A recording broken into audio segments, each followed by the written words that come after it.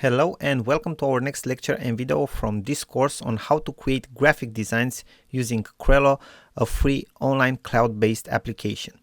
Now, as you already know, we are inside the dashboard after we have signed in the application, and what I want to show you and what we want to show you in this video and lecture is how you can customize and edit in more depth your templates and your projects. So for the sake of this example, we will choose a Facebook post type of template. We will choose one of the templates that we have, for example this one, and what we want to show you in this actual video is how you can insert different elements and how you can edit in more depth your template so that it gets the best fit for your needs. Okay, so you already know how to select the elements from our previous lectures. It's very easy to edit the elements. You have seen how to edit text. You just select the text. You can choose, you will have some options for the text that will open in the left side in the text box. Okay, you can choose the font. You can choose if you want the text to be bold, italic, so different effects for the text. Okay, you can change the size and everything like that, and you can change the font color. Maybe you want yellow, okay, in this case. And also you'll have some other options in the menu like the transparency. You can see that it gets changed. The layering, the duplication, or just remove the element at all. Okay, so this is how you edit the text. Now let's choose a different element. This is a standard element. You cannot edit a lot of things for it. You can change the color. It's an object. Okay, the transparency, the layering, you can rotate the element, flip horizontally, flip vertically, duplicate it and delete it. So this is what you can do with this type of element, like with stickers, shapes, because this is an object, and other things like that. Okay, the background itself, it's a colored background, so you can only change the color if you want to. Let's say that we want this gray color, and that's about it. Okay, so this is how you edit the text, different shapes, and the background. Okay, now if you look in the left side menu, you will see that we have the option to add photos. We can choose 3 photos, and when we want to add the photo, we just select the photo and it will be edited. It will be added to the editor. Okay, and we can do with the photo whatever we want. You will see that when a photo is selected, we will have the photo options. The photo box options will appear with the different types of effects. You can choose different types of effects from here. We have also more advanced effects. You can play around with the brightness, with the contrast. For any sort of element, you'll have this type of effects.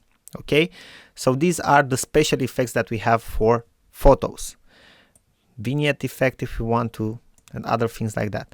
Now, other things that you can do with the photos and the other elements, you can rotate them, you can resize them, okay, and you can delete them, what we will actually do. Then we have the option, if we go back in the left side menu, to play around with our background. We can either choose photos, patterns, colors, or our own uploads. Okay, and I will show you in a different lecture how you can manage your own uploads so you have them very well organized. So this is what we can do with our backgrounds. We can add different text. You have seen already how to use the add photo text function in a different lecture, but we can add normal text. And we also have some very cool templates if you look in the left side menu here, like this one. Okay, and we have this type of cool templates that we can add with text as well. Let's delete these ones, and these are editable as well. For example, let's insert 30 off, and this is an editable element, and you can see that basically this is a group. This is a single object as a group, and you have the option here to ungroup it. Okay, and when you ungroup it, you can see that you have different elements that you can edit one by one. So this is basically this is the secret of this text that you will see here in the left side of this text templates, because they have different types of elements inside that text template, like normal objects, text, illustrations, and so on. Now let's delete this one. Okay, so this is how you use the text functions. And we also have objects, and in the case of objects we have subcategories. Okay, we have these types of objects. We have icons, Also, you can filter them by category. We have illustrations, some of them paid, some of them free. We have lines, we have borders, we have stickers. And basically in the stickers category, we also have sets of stickers. You can see that we have this small thumbnail here that shows us how many stickers are in this subcategory. For example, this one. Let's choose one so you can see it. It's pretty fun, right? Let's delete it. And we also have frames. We have different frames or masks. So this is how the object section works. Now, another thing, and this is the last option that we have in the menu, is the My Files section. If we go to My Files, you can see here that you have different options. Right now you can see the files that I've personally uploaded and that we have uploaded. You can see all of them here. And you will see that you have other options as well here, like fonts. You can upload your own fonts, but we will discuss about that in a different lecture.